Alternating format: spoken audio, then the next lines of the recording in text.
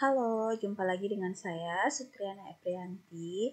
Nah, pada hari ini untuk kelas 8, kita akan membahas tentang koordinat kartesius. Nah, koordinat kartesius itu sendiri ada pada pembahasan di bab kedua. Apa itu koordinat kartesius?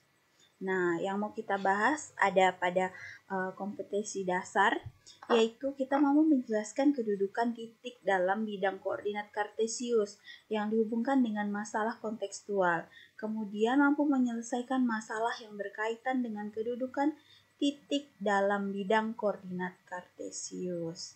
Nah, untuk pengalaman belajarnya sendiri, menggunakan bidang koordinat kartesius untuk menentukan posisi titik terhadap sumbu X, sumbu Y, dan titik pusat 0,0.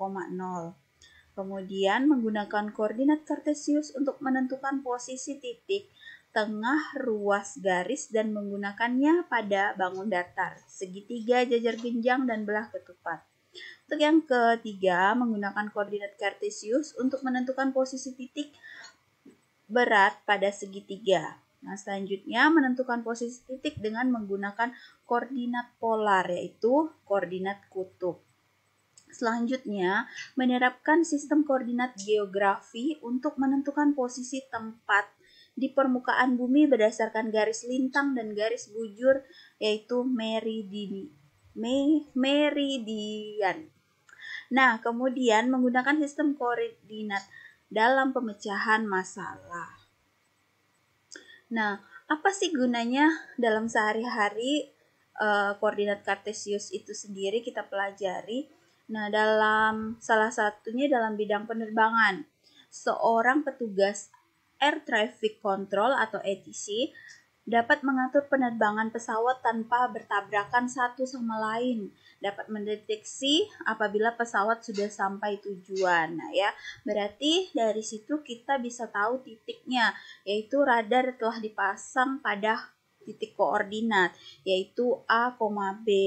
Nah, A, B itu sendiri sama pada bentuk koordinat kartesius, yaitu titik ada ordinat dan ada absisnya dengan ketinggian B itu sendiri dalam bentuk satuan mil. Kemudian untuk penemu sistem koordinat itu adalah René Descartes. Nah, dia menemukan koordinat kartesius itu pada tahun 1596 sampai 1650. Dia adalah seorang matematikawan berkebangsaan Prancis. Dia juga seorang filsuf, seorang fisikawan, dan penemu biologi.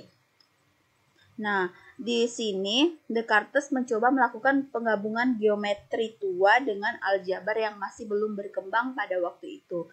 Akhirnya ia menemukan metode untuk menyajikan sebuah titik atau objek pada sebuah bidang datar dalam bentuk bilangan berpasangan yang disebut dengan sistem koordinat. Nah, kita bisa lihat gambar 2.2 dan gambar 2.3. Gambar 2.2 ini masih dalam bentuk peta atau denah, belum ada titiknya. Nah, sementara untuk gambar 2.3 di sini dibentuk dalam bentuk koordinat kartesius. Nah, untuk bentuk yang baris sendiri, baris di sini diberi nama 1 sampai sekian, yaitu ada di sumbu Y, yaitu dia tegak. Kemudian untuk A sampai seterusnya dalam bentuk abjad ini adalah sumbu X, yaitu ordinat.